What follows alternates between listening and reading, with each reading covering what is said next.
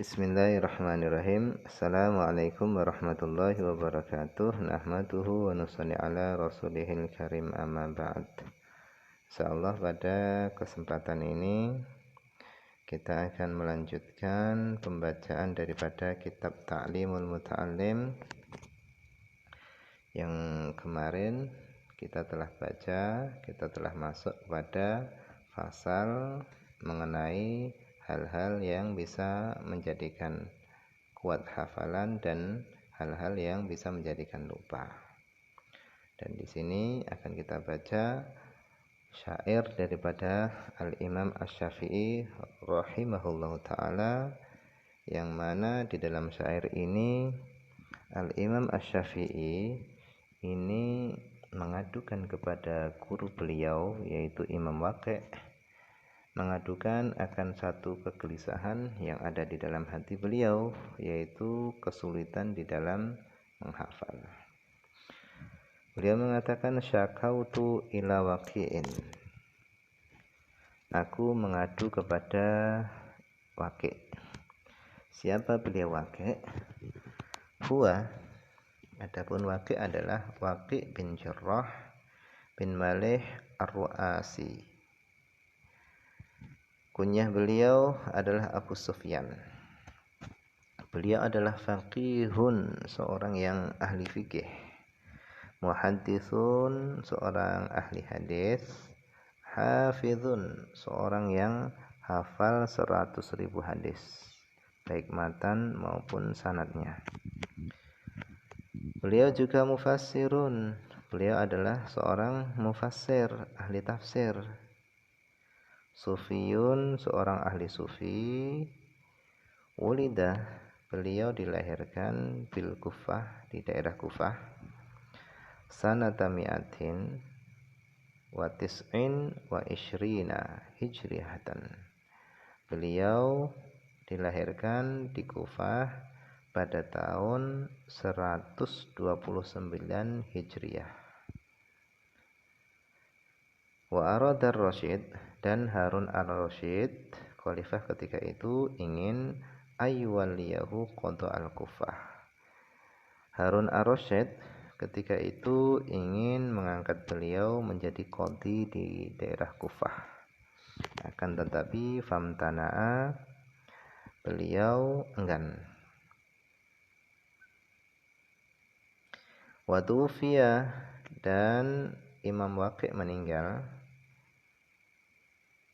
munsharifan, hal keadaan beliau kembali, minal haji, daripada ibadah haji, sanata mi'atin wa sab'in wa tis'ina hijriyatan, pada tahun 197 Hijriyah, wangqil, dan ada yang mengatakan mi'ah wa tis'in wa tis'ina, 199 Hijriyah.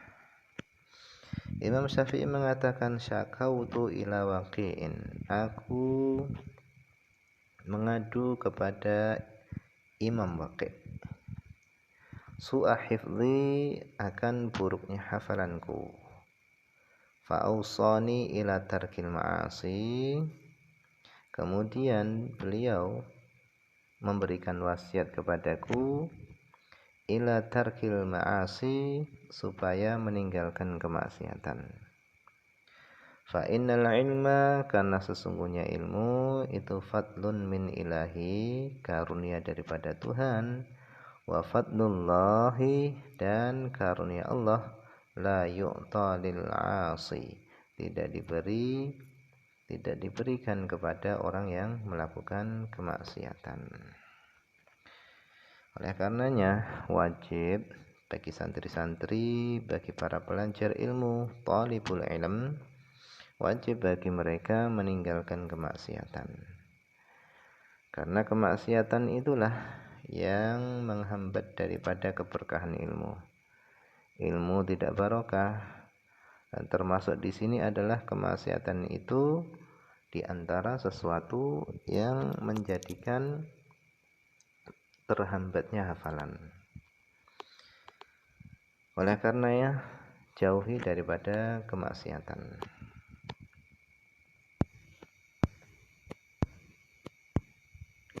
Kemudian di antara sesuatu yang menjadikan kuat hafalannya adalah as-siwak. Siwak ini paling utamanya menggunakan kayu arok. Akan tapi menggunakan segala sesuatu yang kasar yang bisa membersihkan mulut itu mendapatkan aslus sunnah, tetap mendapatkan kesunahan. Akan tapi paling afdalnya siwak menggunakan kayu arok. Nah, siwak ini termasuk di antara hal-hal yang menjadikan kuatnya hafalan. Kemudian syurbul asal, yaitu minum madu. Minum madu enak ini. Selain enak juga menambah hafalan.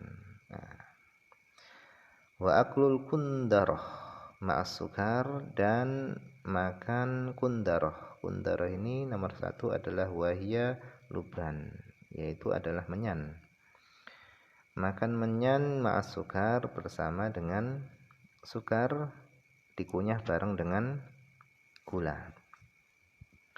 Wa aklu ihda wa isyrina zabibatan hamra kulla yaumin ala riq, dan makan 21 zabib. Zabib ini adalah anggur yang sudah dikeringkan, kismis.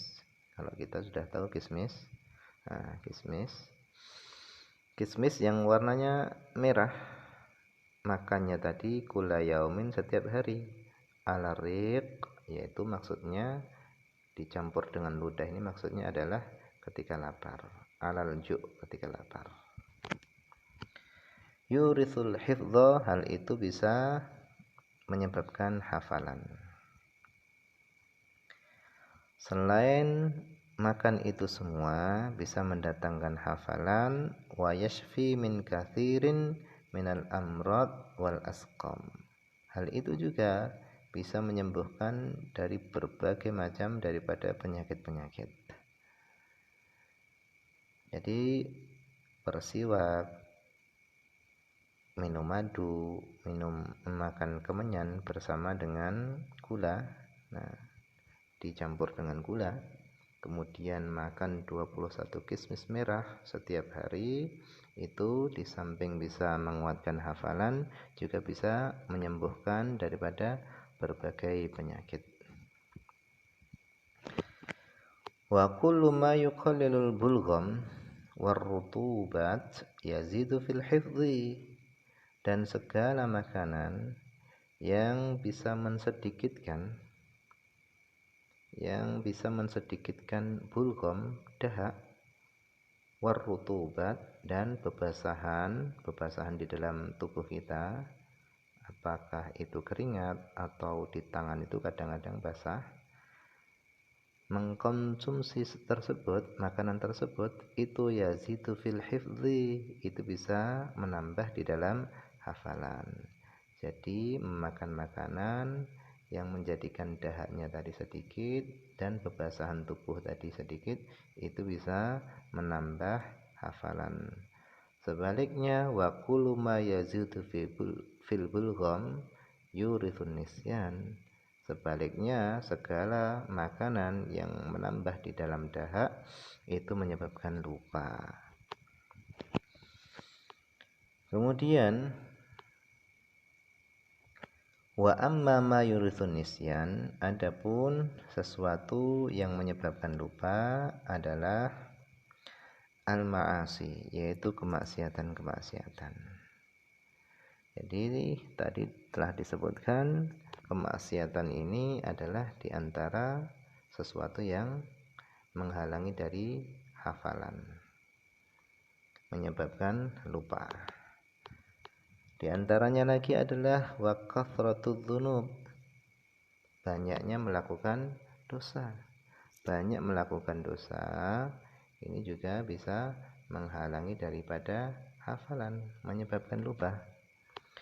Wal humum, yaitu susah. Wal ahzan, kesedihan-kesedihan. Fi umurid dunya, di dalam memikirkan dunia. Jadi kesusahan-kesusahan, kesedihan-kesedihan di dalam memikirkan urusan dunia ini juga bisa menyebabkan lupa. Wa kathratul ishtighal wal alaiq, dan banyaknya kesibukan dan alaiq yaitu sesuatu yang melekat di dalam hati yang menjadikan hati gundah, itu juga termasuk hal-hal atau sesuatu yang menyebabkan lupa. Banyaknya pekerjaan dan banyaknya pikiran itu bisa menyebabkan lupa.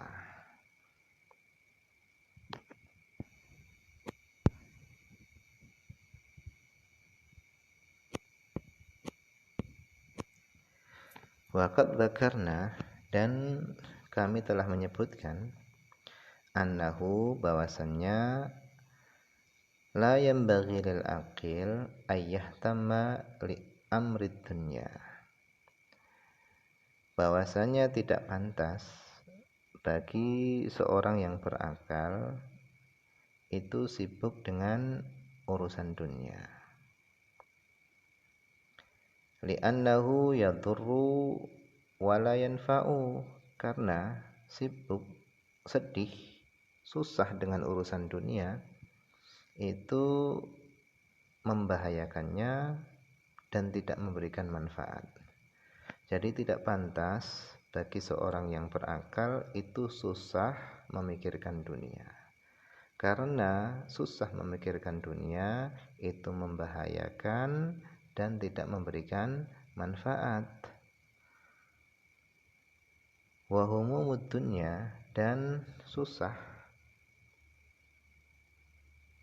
memikirkan dunia, kesusahan memikirkan dunia itu la takhlu anil zulmah fil qalbi, yaitu kesusahan memikirkan dunia itu tidak kosong daripada zulmah, kegelapan, fil qalbi, di dalam hati.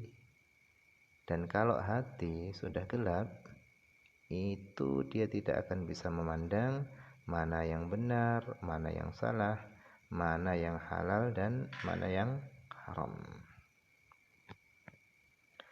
Wa humumul akhirah, sebaliknya, sibuk, susah memikirkan akhirat itu la takhlu, tidak kosong, anin nur, daripada memperoleh cahaya fil qalbi, di dalam hati. Sebaliknya, kalau sibuk, sedih, susah memikirkan akhirat, bagaimana akhiratku nanti, selamat apa enggak, nanti di akhirat bagaimana, sibuk, susah memikirkan akhirat seperti itu bisa mendatangkan cahaya di dalam hati.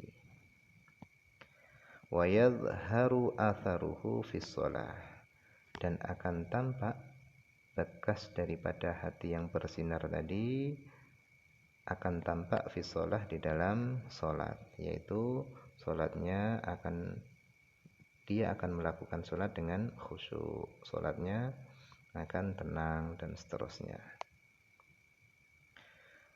Wa hammud dunya, dan kesusahan memikirkan dunia itu yamna'uhu anil khair, akan menghalanginya daripada memperoleh kebaikan. Wa hammul akhirah, dan susah memikirkan akhirat itu yahmiluhu alaihi, akan membawanya kepada kebaikan. Wal ishtighalu bis sholati alal khusyu', dan adapun sibuk melakukan sholat dengan khusyuk, wa tahsilul ulum, dan menghasilkan daripada ilmu-ilmu itu yanfil himmah, itu bisa menghilangkan hamma, yaitu kesusahan. Jadi sibuk dengan sholat yang mana sholatnya tadi dilakukan dengan khusyuk dan menghasilkan ilmu, itu bisa menghilangkan daripada kesusahan, wal huzna, dan kesedihan. Kama qala Syekhul Imam, wallahu a'lam. Insyaallah sampai di sini dulu yang bisa dibaca, karena ini masih cukup panjang. Insyaallah ada kesempatan waktu lagi bisa diteruskan. Semoga ada manfaatnya. Banyak kekurangan karena keterbatasan saya. Akhir kalam, assalamualaikum warahmatullahi wabarakatuh.